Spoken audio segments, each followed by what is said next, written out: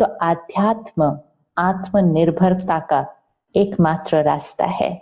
तो आध्यात्म मतलब स्व को पहचानना, स्व को पहचान कर फिर परमात्मा को पहचानना, और आत्मा का परमात्मा के साथ जब कनेक्शन जुड़ता है, एक बहुत प्यारा सा पर्सनल, बड़ा व्यक्तिगत परमात्मा के साथ रिश्ता जुड़ता है। परमात्मा का ज्ञान रोज अध्ययन करें। रोज सुबह आधा एक घंटे का समय अपने लिए रखें। सारा दिन हमें सबका ध्यान रखना है, लेकिन एक घंटा तो हमारा अपने लिए होना चाहिए। तो सुबह का एक घंटा अपने लिए रखें।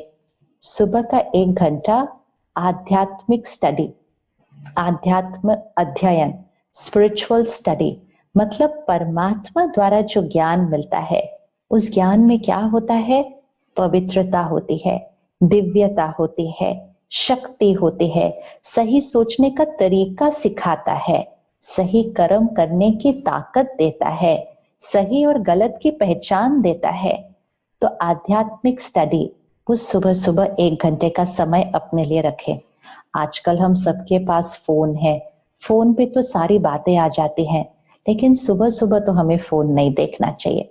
ये एक छोटा सा आदत, छोटी सी आदत, छोटा सा अभ्यास करें कि सुबह उठते ही सबसे पहले फोन नहीं देखना चाहिए एक घंटे के लिए। वो एक घंटा अपने लिए रखें, इन दो शक्तियों के लिए, ईश्वरीय शक्ति और आंतरिक शक्ति।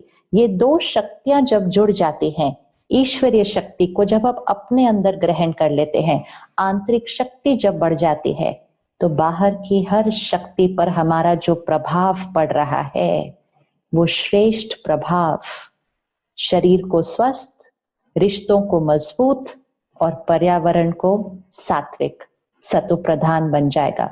जब यहां से वाइब्रेशन सही होगी, और यहां से सही कब होगी? जब इस आंतरिक शक्ति में ईश्वरीय शक्ति भर जाएगी।